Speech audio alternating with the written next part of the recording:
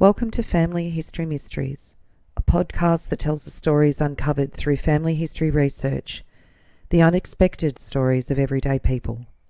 I am an avid family historian who has been compiling my family tree for over 15 years, with nearly 20,000 people recorded in my trees. Episode 117, The Radnells from Tarnagulla. The Radnells were a large family of 14 from Tarnagulla in Victoria, the children of William John Radnell and Hannah Matilda Titus, known as Annie. Hannah Titus's father was John Augustus Titus, and he was an American who was born at Westchester County, New York, in August 1822. He married Mary Wiggins on the 10th of April 1854 at St James's Church.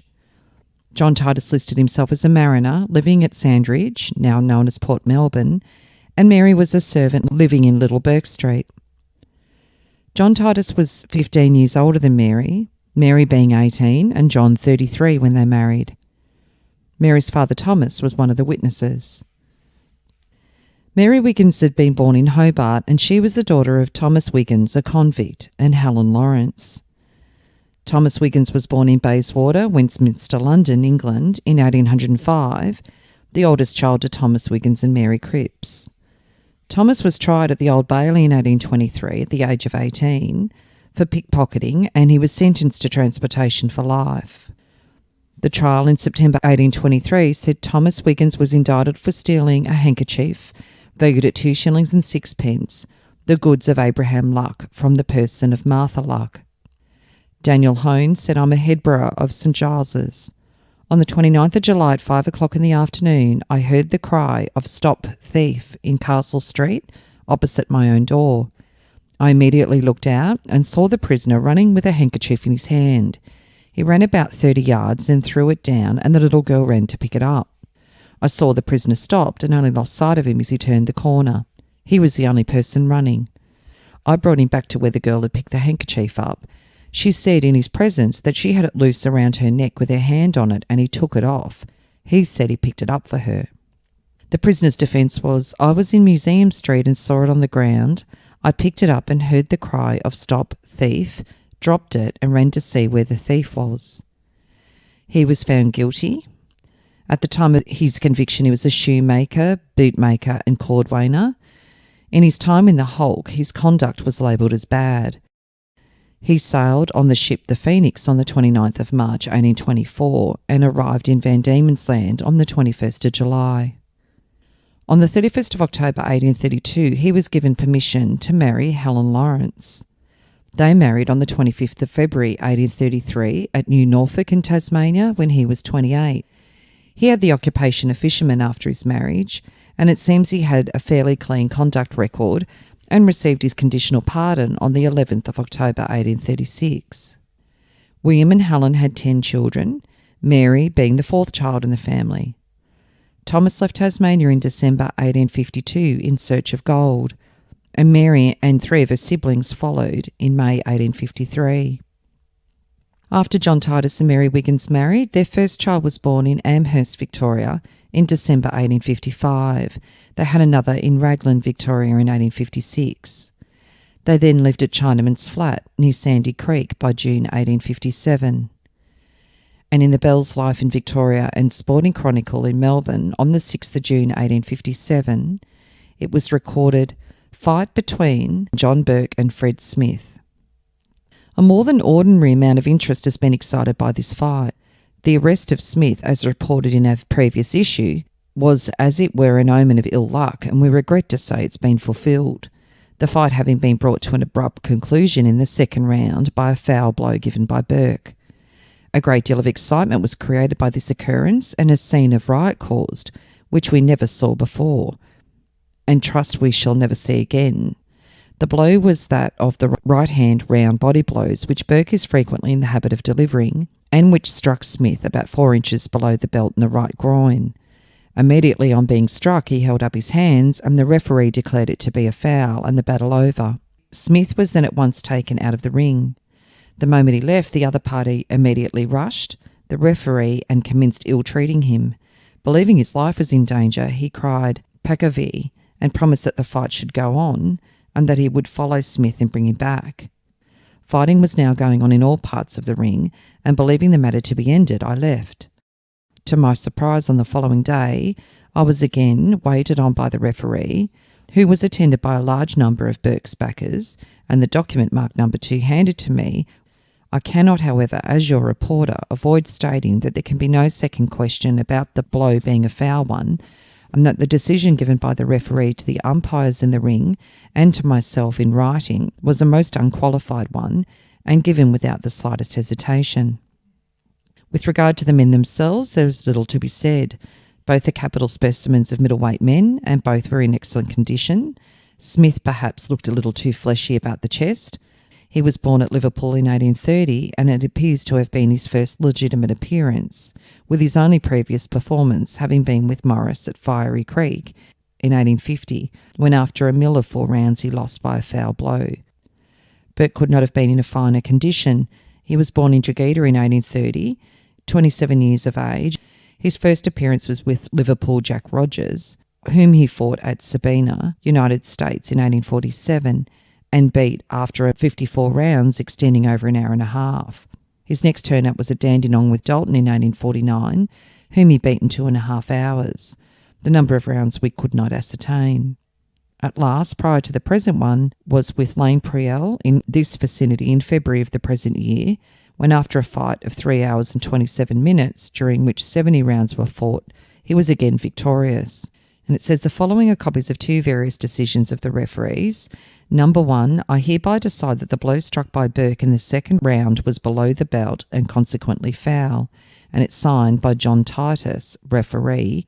And then number 2, on June the 2nd, 1857 at 10 o'clock, I hereby declare that the decision given by me at the fight yesterday on the 1st of June was a forced one, and given under circumstances which I do not consider binding, as I do believe that my life was then in danger, I now wish on deliberation to state that the fight should have gone on. Signed, John Titus. And there's a note at the bottom from the paper that says, in all of our experience, we've never saw or heard of such a miserable counterfeit of a fight. The above account rather leads to the belief that the whole affair was a wretched impostor. And then it also states by a witness in another article, The Ring, Burke and Smith. We have this week received a letter as follows. June 17th, 1857, I, John Burke, do hereby protest against the decision given by the referee John Titus this day on the ground of his having given a different one yesterday, J. Burke. So it seems that John Titus was heavily involved in the boxing fights in the area of the goldfields at the time.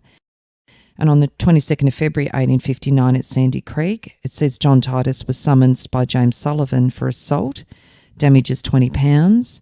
This case arose out of a fracas that took place at the bar of the Golden Age Hotel Sandy Creek on the day of the celebrated quoit match.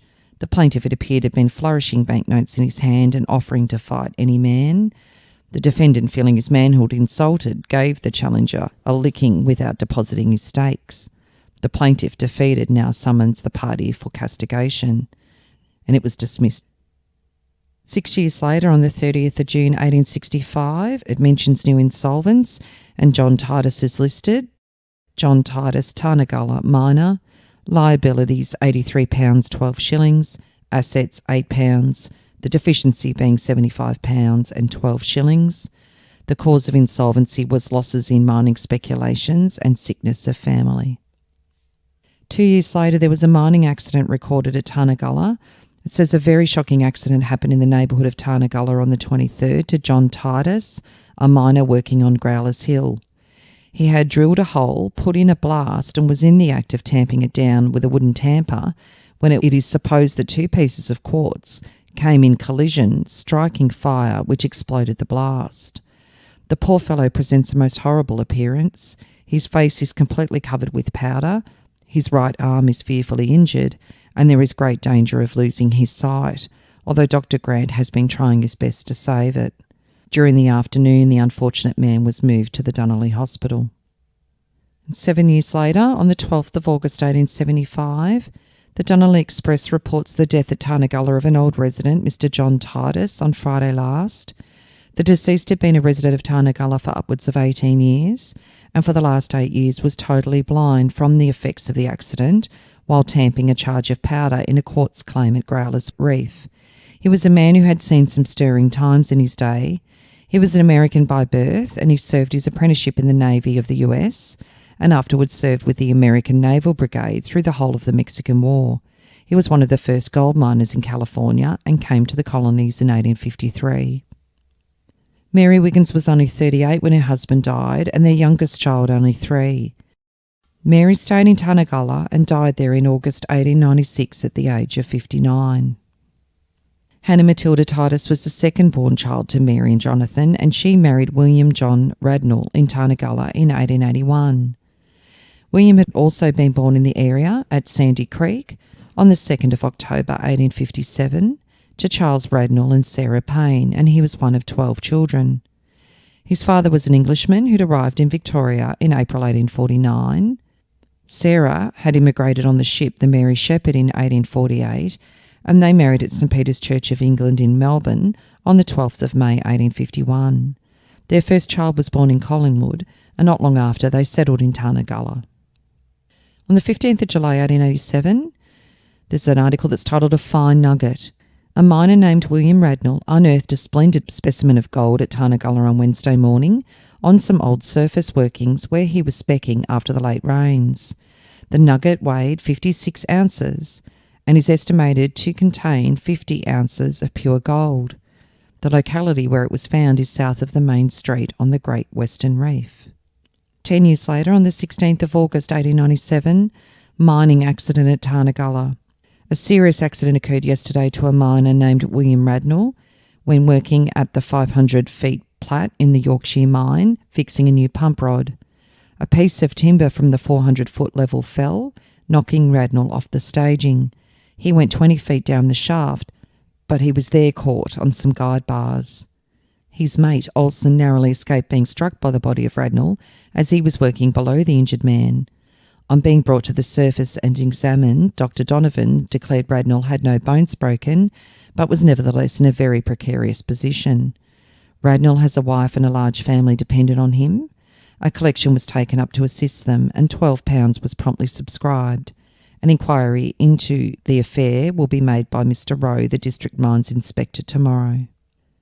William did survive, and he died in August 1942 at the age of 84, and Annie died on the 30th of March 1940 at the age of 84. William and Annie Radnell's children. Emmeline was born on the 21st of September 1878. She married John McCorkle in 1908 in Victoria. Emmeline gave birth to 4 children prior to her marriage to John. A son, Eric Radnell, was born in Mitcham in Victoria in 1903, who died as a newborn with no father listed. On the 28th of February 1906, Emmeline was listed as living at St Kilda. She gave birth to twins at the residence of her sister, Molly, in Hamilton, Victoria, and unfortunately both babies died. A magisterial inquiry was held on the 1st of March 1906 in regards to the birth of the twins. In Hamilton, a magisterial inquiry was held today into the cause of death of twin infants of Emmeline Radnell, a single woman. Miss Radnell came on a visit to her married sister, Mrs. Walter Staghole, and yesterday gave birth to twins. Mrs. Staghole, who was ignorant of her sister's condition, entered the room and found the twins dead. Dr. Hewson deposed that the babies were born alive, and had they received proper attention, they'd be living now. The inquiry was adjourned on account of the mother's illness. A further 4 children were born after her marriage to John McCorkle. Gladys in July 1908 in Carlton, John in November 1910 in Macedon, Charles in Carlton in March 1914, and Robert in Carlton in 1916. On the 5th of January 1909, it mentions that Mrs. McCorkle was injured by a spirit lamp at Tarnagulla. She was a visitor from Macedon and yesterday afternoon was at her parents' residence and sustained severe burns through a spirit lamp exploding. A flame from the lady's hair reached the ceiling, which was quickly extinguished by Mr. W. Radnell. Mrs. McCorkle is suffering from severe shock. Emmeline died in Gisborne in December 1958 at the age of 80. Mary Radnell, known as Molly, was born on the 25th of June 1881. Molly gave birth to a daughter, Dorothy Annie Radnell, in 1900 in Melbourne West when she was 19. That daughter died in 1901.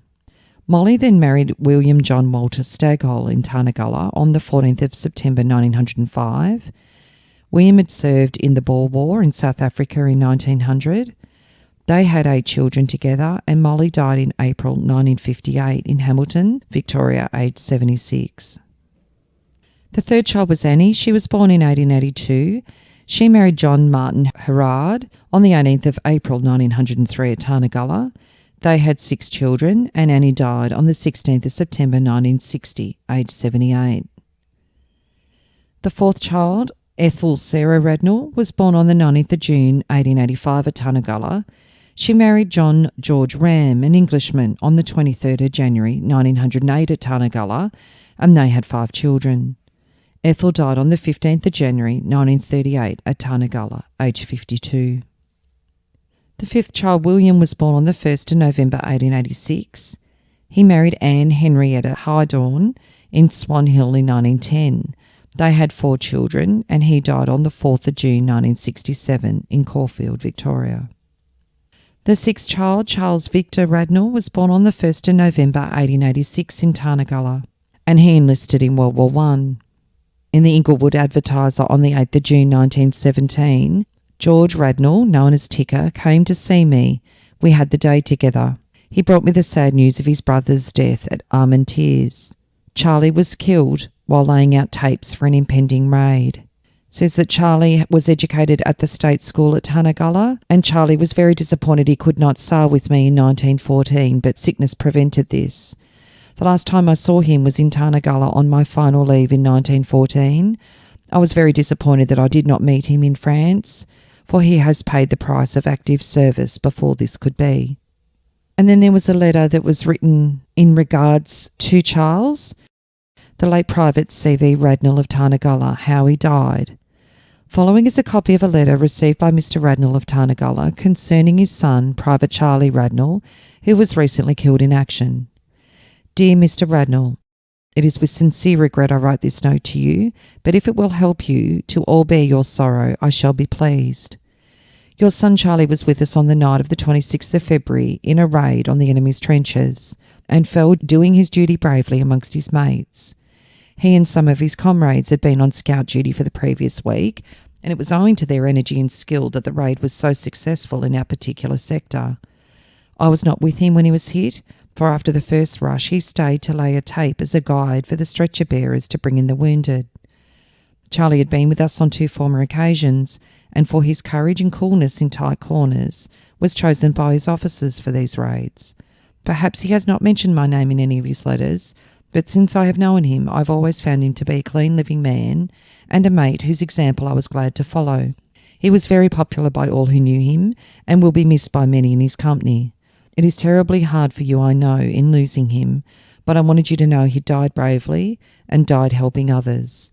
Please accept my sympathy in your sorrow, and trusting this will comfort you a little. Yours, Private J.H. Shivers. Private Radnell was connected with the A Company, the 38th Bendigo Battalion. He had been rejected twice, and then he again volunteered and passed on the 25th of February 1916. For some years prior to enlisting, he was employed at Thomas and Comrie's at Tarnagulla.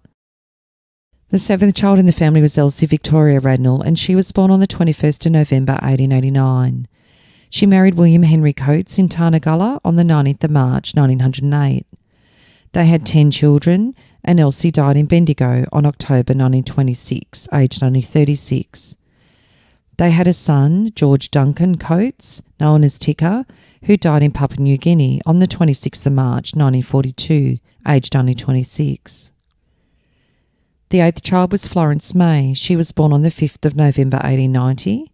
Florence was living in Hamilton in 1914, and then she married William Dishon in 1915. They had 6 children, and they lived at Casterton, Victoria. Their daughter Mary was in the Women's Army Service, and she died on the 21st of May 1944 at the age of 18. And on the 2nd of June 1944, there was an obituary in the paper saying, Private Mary Dishon, a member of the AWAS and a daughter of Mr. and Mrs. W. Dishon of Edenhope, died suddenly in the Heidelberg Military Hospital on the 21st of May. She had been suffering from septic toe, but meningitis set in and caused her death. She was born at Tarnagulla a little over 18 years ago and was educated at the Casterton and Edenhope State Schools, and since completing her education has been employed in the latter district. Before leaving Edenhope, she was an honorary secretary of the Presbyterian Fellowship Association, and she was given a military funeral at the military section of the Springvale Cemetery. In addition to her parents, she is survived by 3 brothers, Bill in the AIF, Lawton and Leonard. Florence died in August 1978 in Edenhope, Victoria, aged 87. The 9th child was John Frederick Radnell, and he was born on the 10th of April 1892. He was a bootmaker living in Richmond, Victoria, when he was 22. He married Frances Victoria Clark in Richmond on the 4th of November 1915. They had 2 children, and he was injured in a mine shaft that collapsed at Tarnagulla on the 26th of November 1938. He's listed as being the publican of the Royal Victoria in 1941, and in 1943 it says a victualler's licence, John Frederick Radnell, the holder of a victualler's licence for the Shamrock Hotel at Alexandra, and John died in Aspendale, Victoria on the 31st of July 1972 at the age of 80. The 10th child, Violet Radnell, was born on the 26th of March 1895. She married Andrew Clark in Tarnagulla on the 25th of October 1918. They had 4 children. They farmed at Lannerley, Victoria, and Violet died at Dunnerley on the 24th of June 1998 at the age of 103. The 11th child, Clarice Adelaide Radnell, known as Addie, was born on the 5th of November 1896. She married Walter Herbert Greenwood at Tarnagulla on the 24th of April 1916. Walter had enlisted in World War I at Bendigo only a couple of weeks prior to their wedding on the 7th of March 1916. He was a woodworker living at Homebush. And in the Ballarat Courier on the 31st of December 1917 in Avoca, it says, "Presentation to soldier. Corporal Walter Greenwood, who has been invalided home from France, was welcomed at the Homebush Public Hall Friday evening. The building was crowded and the proceedings were enthusiastic. Corporal Greenwood was presented with the gold medal by his friends." On the 15th of March 1928 in Bairnsdale, Walter Herbert Greenwood pled guilty in the Bairnsdale Police Court for having stolen £1, the property of James Fawkes. Walter and Clarice had 12 children. Walter was the train driver and they mainly lived at Maryborough in Victoria. One of their sons, Walter Morris, died in World War II in Papua New Guinea in 1942, aged only 23. And on the 12th of March 1943, it mentions that 4 were missing in an RAF bomber. The crew of 4 of an RAF bomber have been reported missing, believed killed following the failure of the aircraft to return from an operational training flight in southern Australia. The aircraft was due to return Tuesday morning. Members of the crew were Pilot Officer Herbert Walter Morris Greenwood, 23, single, of Victoria Park, Western Australia. And Clarice died on the 14th of August 1982 at Maryborough at the age of 85. And the 12th child, George Duncan Radnell, was born in Tarnagulla in 1898. He enlisted as a 16-year-old on the 19th of January 1915. His father lied for him and granted his consent, saying George was 18 years and 5 months old. He was a coach builder at the time of his enlistment. He joined the 24th Battalion and fought in Gallipoli, Egypt, France and Belgium. He received a military medal for the courage and initiative in capturing a German post during attack near Zonabiki. And in the Dunnerley and Babetshire Express and County of Gladstone Advertiser on the 12th of March 1918, there's an article stating War Distinction, George Radnell, Tarnagulla. War can scarcely be said to have many advantages, and yet looking deep down into things we find that it has some, and one of them, as far as Australia is concerned, is that it has, so to speak, separated the goats from the sheep. In other words, it has discovered the brave and valiant in the remotest corners of the Commonwealth, and Tarnagulla is not behind in supplying good material. The latest news to hand is that George Radnell, son of Mr. and Mrs. W. Radnell, brother of poor old Charles, and cousin of G.A. Radnell DCM and the late J.O. Radnell MM, who made the supreme sacrifice in the arid sands of Egypt, has been awarded the Military Medal for Bravery. The young hero was only 16 and a half when he joined the colours and was at the Suvla Bay landing. After the evacuation, he went to France, where he has been twice wounded, and now we find him as one picked out of thousands as deserving the above mark of distinction.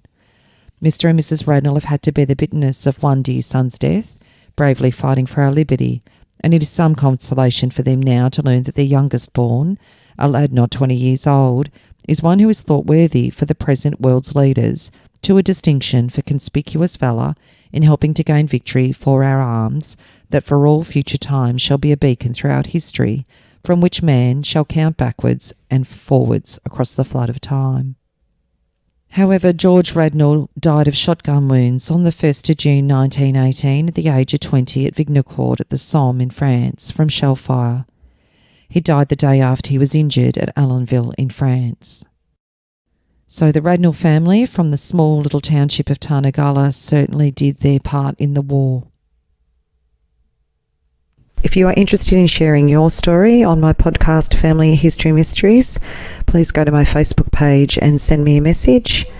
If you would like some assistance in filling in the gaps in your family tree to see what mysteries you solve, please get in touch. And don't forget, you can have early access to episodes by subscribing, and you'll also gain access to bonus episodes.